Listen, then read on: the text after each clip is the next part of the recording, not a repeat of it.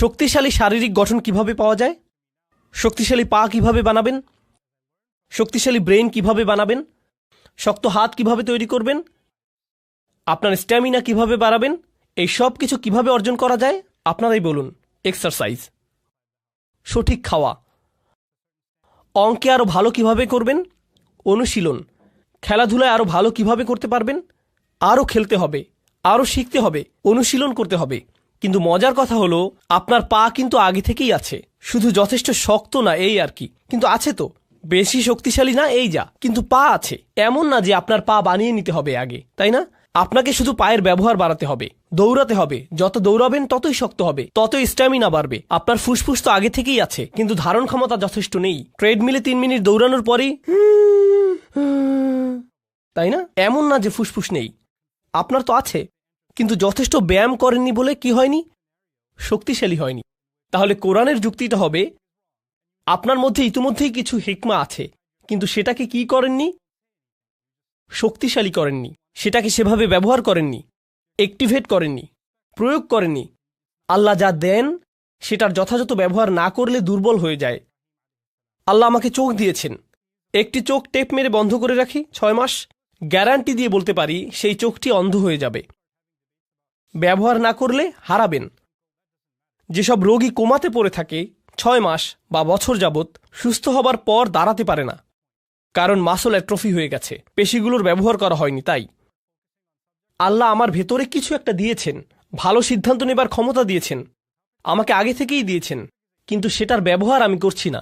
আর যত কম ব্যবহার করব সেই ক্ষমতা ততই দুর্বল হতে থাকবে। এভাবে চললে একসময় নিজেকে বলে বসবো আমার তো সেই সক্ষমতাই নেই, আমি তো এটা করতেই পারি না। আর ইদানিংকালে সবচাইতে ভয়ানক বেদনাদায়ক উদাহরণ যা আমি দেখি তা হলো তরুণ যুবকেরা আমার কাছে এসে বলছে, উস্তাদ কিছু একটা বলে আমাকে অনুপ্রাণিত করুন। 3 ঘন্টা লেকচার দিলাম, এরপর একজন এসে বলছে, উস্তাদ আমাকে মোটিভেট করে কিছু বলুন না দয়া করে। এতক্ষণ তাহলে আমি কি করছিলাম? পাকোড়া বানাচ্ছিলাম? এগুলো কি করছিলাম আমি তাহলে?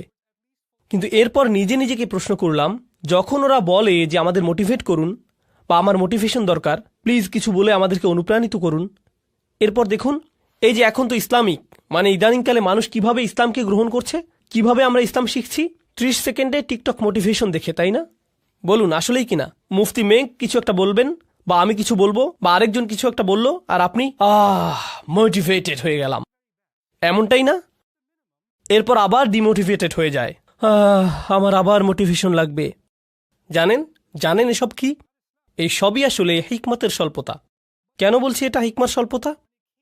এর অর্থ হলো আমার নিজের ভেতরেই কোনো প্রকারের অনুপ্রেরণা নেই, যেন আমার ভেতর দৃঢ় ইচ্ছাশক্তির সক্ষমতাই নেই। অন্য কাউকে সেই ইচ্ছাশক্তি দিয়ে আমাকে ধাক্কাতে হবে। অন্য কেউ এমন না করলে আমি নিজে আগাতে অক্ষম। আমার অন্য কারো অনুপ্রেরণা দরকার, অন্য কারো আমাকে ধাক্কানো দরকার। আমি নিজে নিজে ভাবলাম যে আল্লাহ যখন কোরআনে আসহাবুল কাহাফদের কথা বলেন, গুহার ভেতরকার সেই যুবকদের কথা বলেন, তাদের অনুপ্রেরণা কে ছিল? কে অনুপ্রেরণা দিয়েছিল? কি বলেছিল সে? আরে আজকে আমার সেই খারাপ লাগছে। কেউ ভালো কাউকে চেনো? দাঁড়াও পাহাড়ে উঠতে উঠতে দেখি টিকটকে কোনো মোটিভেশনাল ভিডিও পাই কিনা। পাহাড় বেশি উচ্চ তো এজন্য। তাদেরকে কি মোটিভেট করেছিল? তাদের ভেতরেই শক্তিশালী এমন কিছু ছিল যা দিয়ে পুরো সমাজকে তারা চ্যালেঞ্জ করেছিল, সেই তরুণ বয়সেই, তাই না? বলুন। এমন না যে আসমান থেকে কিছু একটা নেমে এসেছিল বা তারা নবী হয়ে গিয়েছিলেন। তারা তো শুধু সাধারণ কিছু তরুণ ছিলেন, একদম সাধারণ যুবক, কিন্তু তারা মোটিভেটেড ছিলেন। মোট কথা আমি যা বলতে চাচ্ছি তা হলো কোরআনের শক্তিশালী যে কথা বলা হচ্ছে তা হলো মৌলিক হিকমা, মৌলিক জ্ঞান, মৌলিক ভদ্রতা, সঠিক কাজ করার ক্ষমতা, এই সবই আপনার মধ্যেই আছে, আগে থেকেই আছে।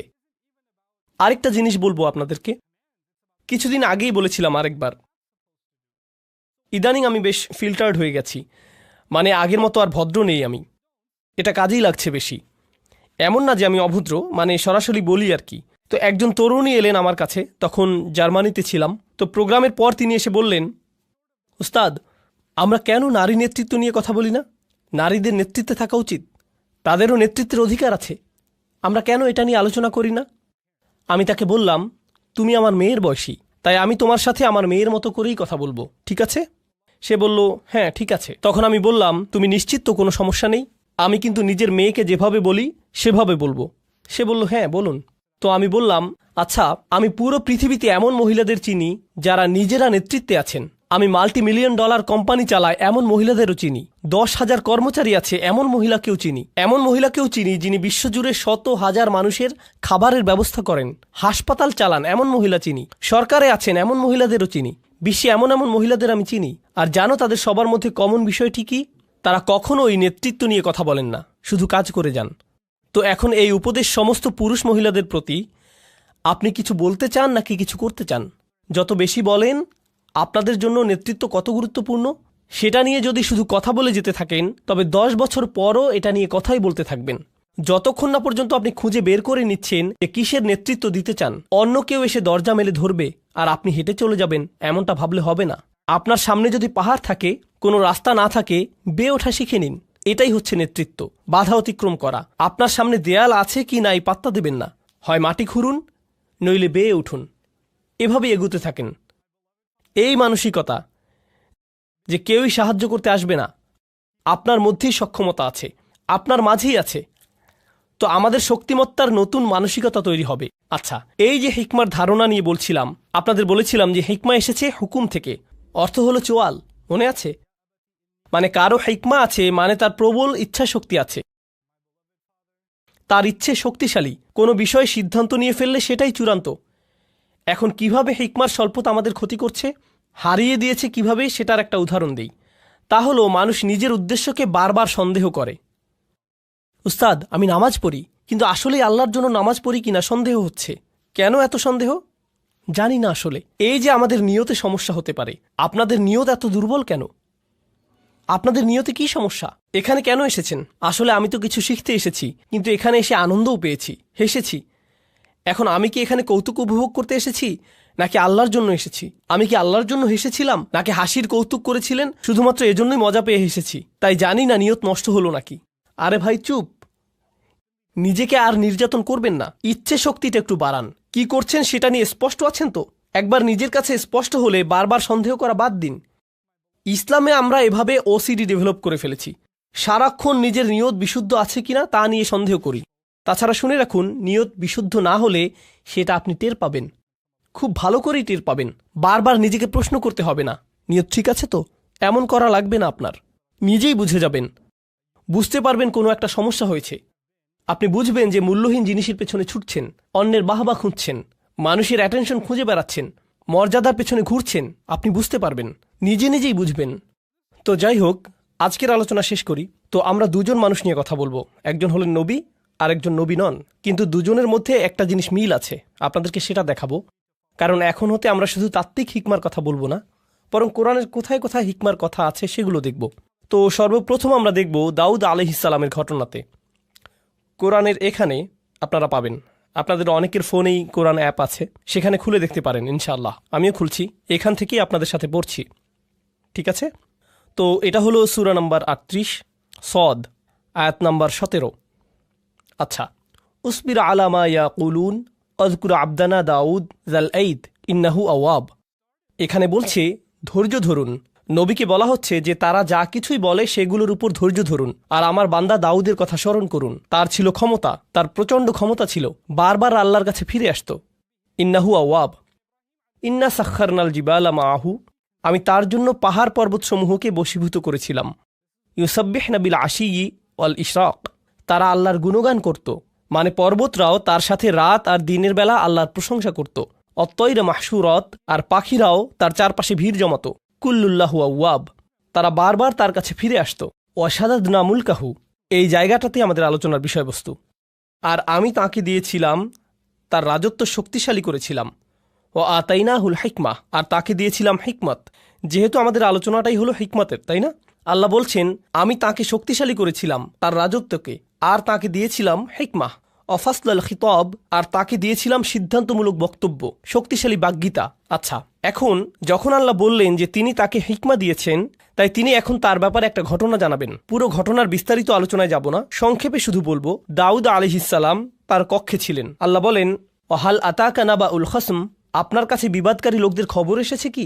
ইজ তাসাওয়ারুল মিহরাব, দাউদ আলাইহিসসালাম ছিলেন রাজা, আর রাজারা তো থাকে রাজপ্রাসাদে, আর রাজার কক্ষ সাধারণত প্রাসাদের একদম উঁচুতে থাকে, নিরাপদ স্থানে। তো যেখানে নামাজ পড়ে, তো তিনি তার কক্ষে ইবাদত করছিলেন। মেহরাব হলো ঘরের সেই কোণার অংশ যেটা একটু আড়াল, যেখানে নামাজ পড়ে। তিনি ইবাদত শেষে পেছনে ফিরেই দেখলেন তার ঘরে কয়েকজন মানুষ। চিন্তা করুন তো, তার নিজের শোবার ঘরে, একদম ভেতরের ঘরে ঢুকে গেছে তারা। তাহলে কল্পনা করতে পারেন, এই যে আমাদের আমেরিকায় হোয়াইট হাউস আছে, তাই না? আর এই হোয়াইট হাউসে তো নিরাপত্তার অতিরিক্ত অনেকগুলো স্তর আছে। ছাদের ওপর স্নাইপার আছে, সিকিউরিটি গার্ড আছে, কুকুর আছে, এই সমস্ত কিছুই আছে ওখানে, তাই না? আর একদম ভেতরে আছে প্রেসিডেন্টের বাসভবন। তো প্রেসিডেন্ট ধরুন বাথরুম থেকে বের হয়ে দেখলেন সেখানে 6 জন বসে আছে। প্রেসিডেন্ট সাহেব, আমাদের একটা প্রশ্ন আছে, মানে কেউ যদি নিরাপত্তার এতগুলো স্তর পেরিয়ে আসে, তবে এটার মানে কি হবে? হত্যা করতে এসেছে, তাই না? মানে তো এটাই। কিভাবে তারা এতগুলো নিরাপত্তা স্তর পেরিয়ে একদম বেডরুমে এসে উপস্থিত হয়, বুঝতেই পারছেন। তো তিনি ফিরে দেখলেন এতগুলো মানুষ। ইদ দাখালু আলা দাউদ, তারা মিহরাবে দাউদের কাছে এলো। ফফাজি আমিন হুম, তিনি তাদের দেখে ভয় পেয়েছিলেন, হতবাক হয়ে গিয়েছিলেন, কি হচ্ছে এখানে, তাই না? তাছাড়া দেখুন, দাউদ আলাইহিসসালাম কিন্তু শুধু রাজাই ছিলেন না, তিনি সামরিক নেতাও ছিলেন। আর সামরিক নেতাদের কিন্তু শত্রু থাকে, আর তাই তারা যদি তাদের ব্যক্তিগত স্থানে কাউকে দেখতে পায়, তবে বুঝে ফেলে যে এখানে হত্যার চেষ্টা হবে। তো তারা বলল, লা তাখফ খসমানা বাগা বাদুনা আলা বাদ। আরে না না না, ভয় পাবেন না, আমাদের শুধু একটি সমস্যা হয়েছে, আমরা তো শুধু আপনার পরামর্শ চাই। কোরআনের ঘটনাগুলো ভালোভাবে বোঝার জন্যে আমি যা করি তা হলো নিজেকে সেই অবস্থায় কল্পনা করি। এজন্য আমি কল্পনা করলাম যে এই যে এখানের প্রোগ্রাম শেষ করে আমার হোটেলে ফিরে গেলাম, আমার হোটেল রুমের বাথরুমে গিয়ে ফ্রেশ হয়ে নিলাম, এরপর বের হয়ে দেখি সেখানে আপনাদের 8 জন বসে আছেন আমার বিছানায়। উস্তাদ, তখন আপনার সাথে কথা বলার সুযোগ পাইনি। আমার একজন কাজিন এই হোটেলে কাজ করে, তাই একটি প্রশ্ন আছে। আপনি এক ভিডিওতে বলেছিলেন, আরে আমি তো ওখানে ভয়ে ভূত হয়ে যাব।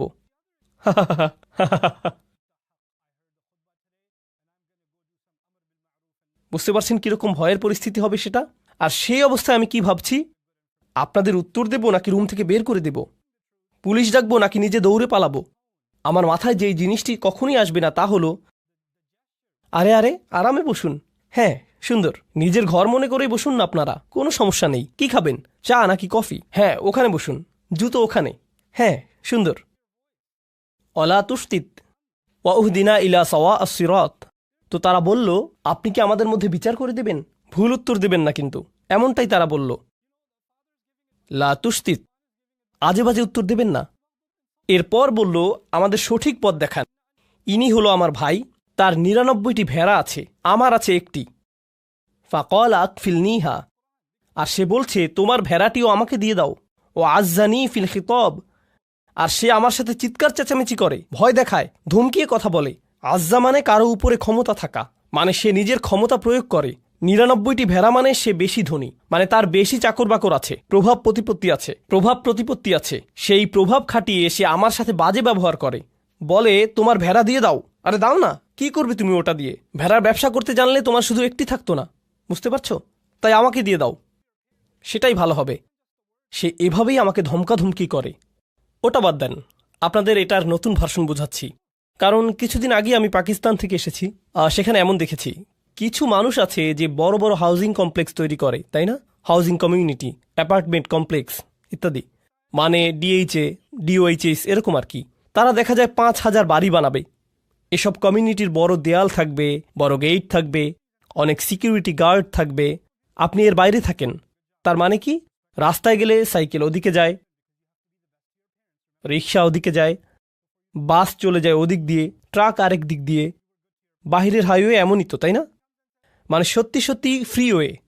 ঠিক এই শব্দের প্রকৃত অর্থ আমি এখানে বুঝেছিলাম, একদম ফ্রি, যেভাবে ইচ্ছা যাও, ফ্রিওয়ে।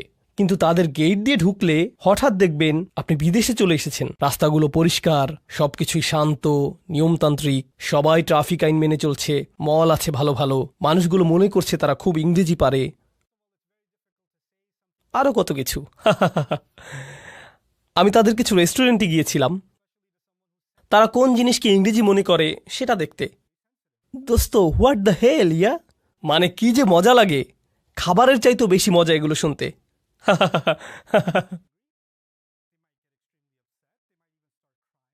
আচ্ছা, তো কোরআনে ফিরে যাই। তো তারা যা করে তা হলো এসব হাউজিং সোসাইটি বানায়, কিন্তু তার মধ্যখানে একজন থাকে খুবই পুরনো জীর্ণ শীর্ণ একটা বাসা নিয়ে। সে এটা বিক্রি করবেই না, তার জমি বিক্রি করার কোনো ইচ্ছেই নেই।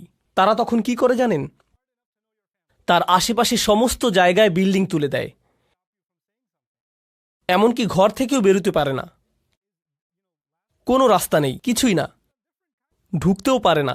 তার একটাই পথ থাকে, বিক্রি করে দেয়া। কারণ তারা ওখানে পুরো জায়গা নিয়ে একটি শপিং মল বানাবে। মানে কিছু মানুষ থাকে খুবই ক্ষমতাধর, অনেক টাকা তাদের, আবার কেউ কেউ থাকে তাদের কিছু সম্পদ আছে তবে কোনো ক্ষমতা নেই। একজনের ৯৯টা আছে আর অন্যজনের কি একটি। যার ৯৯টা আছে সে একজনওয়ালার উপর খবরদারি করে। সেটা পাকিস্তানে হয়, আমেরিকাতেও হবে, অস্ট্রেলিয়াতে হয়, বাংলাদেশে, জার্মানিতে হয়, পুরো পৃথিবীতেই এমন হয়, ঠিক না? কখনো সরকারও জনগণের সাথে এমন করে, তাই না? বিজনেস পার্টনার অন্য বিজনেস পার্টনারের সাথে করে, বড় ব্যবসা প্রতিষ্ঠানগুলো ছোট প্রতিষ্ঠানের সাথে করে, সব সময়ই হয়। এখন দাউদ আলাইহিসসালামের কথাগুলো শুনুন, এরপর আসলে আমি কথায় আসছি। এখন দাউদ আলাইহিসসালামের কথাগুলো শুনুন, এরপর আসল কথায় আসছি। দাউদ আলাইহিসসালাম বলছেন, আমি শুধুমাত্র আমাদের আলোচনার সাথে সম্পর্কিত অংশটি বলছি। ওয়া ইন্না কাসীরাম মিনাল খুলাতা লা ইয়াবগি বা'দুহুম আলা বা'দ। মূলত ব্যবসায়ী সম্পর্কে জড়িত আছে এমন বহু সংখ্যক মানুষ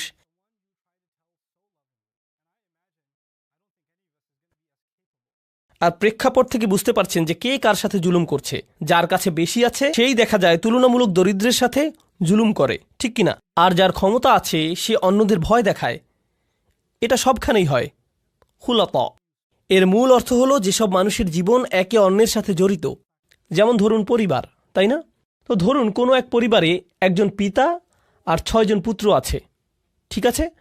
এক পুত্র অন্যদের চাইতে বেশি ধনী আর রাজনৈতিক কানেকশনও আছে, বাকি ভাইদের এমনটা নেই। অথবা দুজনের এরকম আছে, বাকি ৪ জনের নেই। এখন উত্তরাধিকার সম্পদ গ্রহণের সময় আসলে বুঝতেই পারছেন কারা কারা তাদের অংশ সঠিকভাবে পাবে না, তাই না? কারণ যাদের ক্ষমতা আছে তারা যাদের ক্ষমতা নেই তাদের সরিয়ে দেবে, কিংবা তাদের হয়তো কিছুই দেবে না, ঠিক কিনা? তো এই ধরনের জিনিস তো ঘটেই। তাই দাউদ আলাইহিসসালাম বলছেন, অনেক ক্ষেত্রেই যেসব মানুষ একে অন্যের সাথে সংযুক্ত তারা একে অন্যের ক্ষতি করে থাকে। ঠিক এই বক্তব্যটা দিলেন তিনি। এরপর বললেন, ইল্লাল্লাযীনা আমানু ওয়া আমিলুস সলিহাত ওয়া কলিলুম মা হুম। তবে যারা ঈমান আনে আর ভালো আমল করে তারা ছাড়া, আর তারা সংখ্যায় কতই না কম। অর্থাৎ যারা আসলে ঈমানদার আর ভালো কাজ করে তাদের একটি চিহ্ন হলো যে তারা ব্যবসায়িক চুক্তি নষ্ট করে না। তিনি বললেন কত কম তারা। দাউদের এই যে কথাটি চিন্তা করে দেখুন, আল্লাহ ব্যাখ্যা করে বলছেন হিকমা জিনিসটা কি।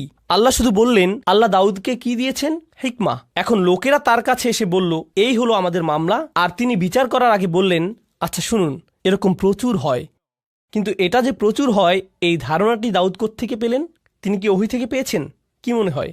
নাকি প্রচুর প্রচুর মামলা ঝামেলা থেকে অভিজ্ঞতা অর্জন করেছেন? তিনি প্রচুর সংখ্যক সমস্যা নিয়ে ডিল করেছেন। তিনি তো শাসক, বনি ইসরায়েলের সর্দার, তাদের নিয়েই তো তিনি থাকেন সারাক্ষণ। বহু বহু নজির দেখেন তিনি। আপনারা জানেন, আমার জীবনের সবচাইতে গভীর আর সূক্ষ্ম আলোচনা হয়েছে মিলিটারি জেনারেল, বিচারক আর আইনজীবীদের সাথেই।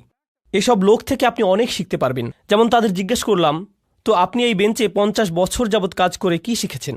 তারা বলেন, মাত্র ৩০ মিনিটের আলোচনায় তা আপনি শিখতে পারবেন না। আমি বললাম, শুরু তো সবখানেই থাকে, আগে শুরু তো করি, কিছু একটা অন্তত বলুন। ঠিক এই ধরনের অভিজ্ঞ মানুষদের থেকে অনেক কিছু শিখেছি আমি। কোরআন এখানে করেছেটা কি অসাধারণ। কোরআন বলছে যে জীবনের অভিজ্ঞতাগুলো সেগুলোই আপনাকে শেখাবে। কি শেখাবে? প্রজ্ঞা। আর আল্লাহ যখন বললেন যে তিনি দাউদ আলাইহিসসালামকে হিকমা দিয়েছেন, এটাই তিনি বলেছেন, তাই না? আল্লাহ মূলত বলছেন যে তিনি দাউদ আলাইহিসসালামকে জীবনের বাস্তব অভিজ্ঞতা দিয়েছেন, যেগুলো তিনি শিখেছেন মানুষ কিভাবে চলে, সমাজ কিভাবে কাজ করে। এই প্রজ্ঞারই অংশ থেকে তিনি এই মামলা বুঝে নিচ্ছেন, মানুষের আচরণ বুঝছেন। বুঝতে পারছেন আমি কি বলছি? হিকমার পক্ষে অসাধারণ একটা উদাহরণ কিন্তু এটা। এখন এর আগে আপনারা হয়তো ভাবতেন হিকমা এমন কিছু যা আল্লাহর কাছ থেকে আসে, হয়তো আধ্যাত্মিক কিছু একটা, মানে আপনি খুবই ইবাদত করলে হয়তো হিকমা চলে আসবে। এটাও কোরআনে আছে, যদিও এটা হিকমাতের আধ্যাত্মিক একটা অর্থ। কিন্তু এই আলোচনায় হিকমাতের ভিন্ন একটা স্তরের কথা এসেছে। মনে হয় যেন একেবারেই ধর্মনিরপেক্ষ একটা ব্যাপার, ধর্মের সাথে কোনো সংযোগই নেই যেন। কি এটা তাহলে? বিচারক হিসেবে তার কাজ, তিনি মানুষকে অনেক আজে বাজে কাজ করতে দেখেছেন, অনেক কিছু শিখেছেন, অনেক কিছু শিখিয়েছে এসব তাকে।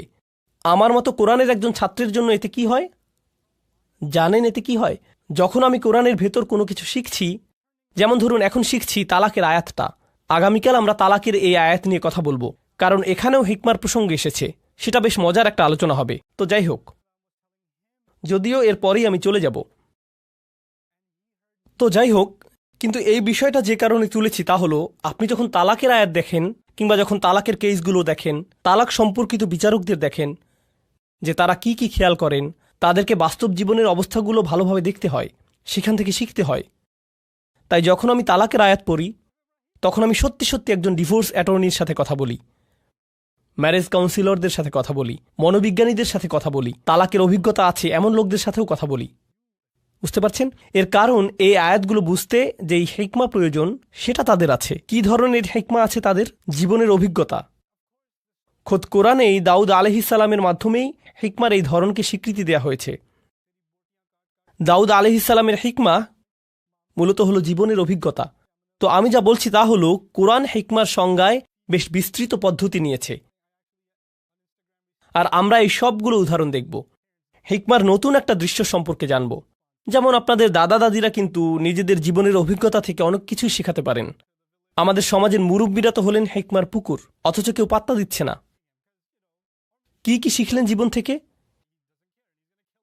এভাবে জিজ্ঞেস করে আমরা উপকার নিচ্ছি না তাদের থেকে। বিভিন্ন পেশার মানুষ আছেন যারা জীবন থেকে কত কিছু যে শিখেছেন, কত কিছুই না দেখেছেন। যেমন একটি হিকমতের কথা আপনাদের বলবো, যেটা আমার পক্ষে জানা অন্যভাবে সম্ভবই ছিল না। নেভির একজন জেনারেলের সাথে আমার একবার দেখা হয়েছিল। আমি বলবো না কোন নেভি, কিন্তু তাদের সাথে দেখা করেছি। সেই সময় আমি সূরাতুর রহমান নিয়ে গবেষণা করছিলাম। আর সূরা আর রহমানে আল্লাহ বলেন, মারাজাল বাহরাইনি ইয়ালতাকিয়ান বাইনাহুমা বারযাখুল লা ইয়াবগিয়ান, তাই না? তিনি দুটো সমুদ্রের কথা বলেছেন, যেই দুটো সমুদ্র মিলিত হয়। তার সাথে তিনি মুক্ত আর প্রবালের কথা বললেন।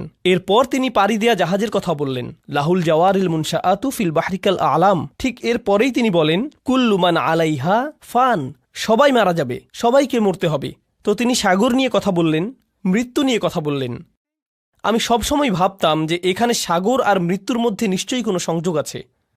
তাহলে যে সাগরেই জীবন পার করেছে তাকে জিজ্ঞেস করার চাইতে ভালো আর কি হবে? তাই আমি সেই জেনারেলকে জিজ্ঞেস করলাম, আপনি তো পুরোটা জীবন সাগরে পার করেছেন, এই আয়াত সম্পর্কে বলুন তো, এটা পড়লে আপনার কি মনে হয়?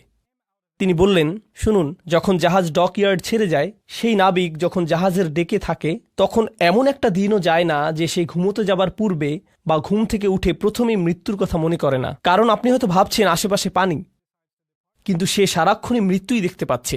যে কোনো সময় সুনামি আসতে পারে, জাহাজ নষ্ট হতে পারে, কোনো কিছু আক্রমণ করতে পারে, কিছু একটা হয়ে নিচে ফুটো হয়ে যেতে পারে, মানে যে কোনো কিছুই হতে পারে। ঠিক তো তারা সারাক্ষণই মৃত্যুকেই যেন দেখছে। যে লোক তার জীবন সাগরে পার করে দিয়েছে, তার কাছ থেকে এই প্রজ্ঞা না পেলে আমি কিন্তু কখনোই সাগর আর মৃত্যুর মাঝে এই যে অসাধারণ সূক্ষ্ম সম্পর্ক, সেটা ধারণাই করতে পারতাম না। তারাই কিন্তু একদম নিজের অভিজ্ঞতা থেকে বুঝিয়ে দিতে পারবেন ওর মধ্যে সম্পর্কের কথা। এই গুরুত্বপূর্ণ জিনিসটাই আমি চাচ্ছিলাম আজকে আপনাদেরকে বোঝাতে। এই যে হিকমা আর জীবনের অভিজ্ঞতার মাঝে সম্পর্কটি, এটা কিন্তু কোরআনেই আছে। পরের ঘটনাটি হয়তো বলার সময়ই পাবো না আজকে। আচ্ছা, তবুও একদম সংক্ষেপে বলি। এই দ্বিতীয় ঘটনাটি হলো আধ্যাত্মিক প্রজ্ঞা সম্পর্কিত, জীবনের অভিজ্ঞতা প্রসূত প্রজ্ঞা নয়। কি সম্পর্কিত? আধ্যাত্মিক হিকমা। তা কোরআন থেকে নয়, ওহী থেকে নয়, নবুয়ত থেকেও নয়, বরং সেটা আসছে লুকমানের উদাহরণ থেকে। আল্লাহ লুকমানকে হিকমা দিয়েছিলেন, কিন্তু সেই হিকমা কী ছিল? পুরো দুনিয়া সম্পর্কে চিন্তাভাবনা করার পর, জীবন নিয়ে ভাবার পর, একজন পিতা হবার পর যেই হিকমা লুকমানের এলো, তা হচ্ছে আপনাকে শুধু শুকরগুজার হতে হবে। আনিশকুরলিল্লাহ, শুকরগুজার হতে হবে আপনাকে। এখন যে কোনো বাবা মাই কিন্তু এটা জানেন, জীবন কি সহজ নাকি কঠিন? জীবন অনেক কঠিন। জীবনের প্রত্যেক ধাপই নিজস্ব এক কাঠিন্য নিয়ে আসে। সন্তান প্রতিপালন আরেক ধরনের কঠিন কাজ। বাচ্চাদের যখন বয়স বাড়ে, তাদের প্রত্যেক বয়সে জীবন নতুন নতুন জটিলতা নিয়ে হাজির হয়। আপনি ভাবছেন এখনই সবচাইতে কঠিন ধাপ, কিন্তু পরের বছর ভাবেন, আরে এই বছর তো আরো অনেক কঠিন। আপনি যখন ডায়পার বদলাচ্ছেন, তখন বলেন, হায় আল্লাহ, এই বাচ্চা এত ডায়পার কিভাবে নষ্ট করে, তাই না? কবে শেষ হবে এই কষ্ট? এই পিতামাতাই যারা একটা সময়ে ঘুমের অভাবে মরেই যাচ্ছিল, 2 ঘন্টা পর পর উঠতে হচ্ছে, ঢেকুর তুলে দিতে হচ্ছে, ন্যাপি পরিষ্কার করতে হচ্ছে, আরও কত কি। ১৯ বছর পর তারাই আবার বলেন, যখন তোর ডায়াপার পরিষ্কার করতাম সেই সময়টা মিস করি,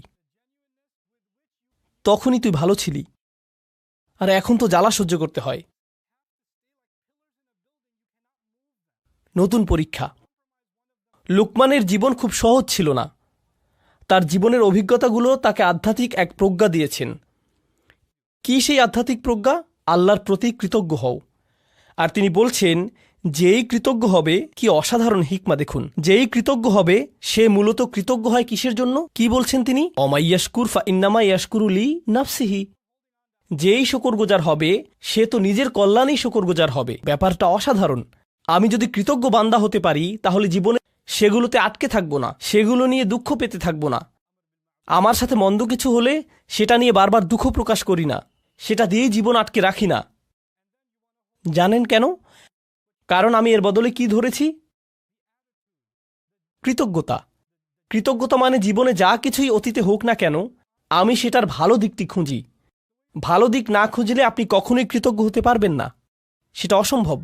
আর এখন যেহেতু আপনি ভালো দিকটি দেখা শুরু করেছেন, জীবনে যা কিছুই মন্দ হোক না কেন, ভবিষ্যতের ব্যাপারে আপনার দৃষ্টিভঙ্গি কেমন হবে? ইতিবাচক, পজিটিভ।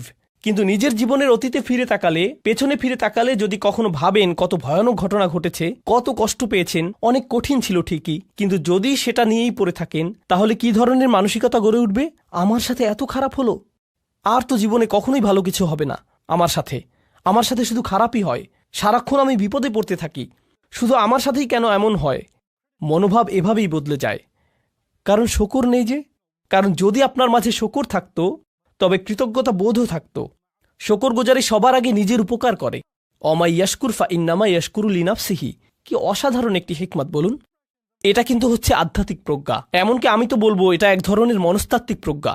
জানেন, আমেরিকাতে মানুষ ঘন্টায় $350 দিয়ে সাইকোলজিস্টের কাছে কি শুনতে যায়? আপনার কিছু পজিটিভ সাইকোলজি লাগবে। আমি কি শুধু সূরাতুল লুকমান পড়তে পারতাম না? আরে এমন করলে তো আমার অনেক টাকাও বাঁচত, আবার অনেক সোয়াবও পেতাম, তাই না? আর তাই হিকমার এই প্রথম অংশটি হলো আমার অভিজ্ঞতা নিয়ে কিভাবে চিন্তা করব আর আল্লাহ সম্পর্কে কিভাবে ভাবব। হিকমার দ্বিতীয় অংশে চলে যাই তাড়াতাড়ি, এরপর আজকের সেশন শেষ। আজকের এটাই শেষ বিষয়। লুকমান রাদিয়াল্লাহু আনহু তার ছেলেদের বললেন, কোনো পাপ কাজই ছোট নয়, এমনকি সবচাইতে ছোট কাজও আল্লাহ বের করে আনবেন। কোনো পাপ কাজই ছোট নয়। আমি যেই মূল বিষয়টি বলতে চাচ্ছি তা হলো যে কোনো পাপ কাজই কি নয়, ছোট নয়, এমনকি মাইক্রোস্কোপিক লেভেলের কাজও নয়। এমনকি পাথরের ভেতরে থাকলেও আল্লাহ বের করে আনবেন। ইয়াতি বিহাল্লাহ। আল্লাহ খুবই সূক্ষ্ম, আল্লাহ খুবই সুনির্দিষ্টভাবে করেন। আপনার পাপ কাজকে কখনোই ছোট করে দেখবেন না। আর তাছাড়াও আরও যোগ করি, এর বিপরীতে আপনার কিসের ক্ষমতাকেও ছোট করে দেখবেন না? ভালো কাজের। এমন ভাববেন না যে আরে এসব করে কী বা হবে, ইনফ্লুয়েন্সার তো আর হতে পারলাম না, লাখ লাখ ভিউ তো আর পেলাম না। বুঝতে পারছেন? এই আয়াতগুলো নিজেই পড়াশোনা করে দেখুন না, এখানকার আয়াতগুলো দেখলেই বুঝবেন। তিনি তার ছেলেদেরকে বলছেন, অন্যদের দিকে বাজেভাবে তাকাবে না, বিনয়ের সাথে চলাফেরা করো। তার পুত্রদেরকে বলছেন যে কোথাও যাবার সময়ে উদ্দেশ্য নিয়ে যেন যায়, উদ্দেশ্যহীন চলাফেরা যেন না হয়।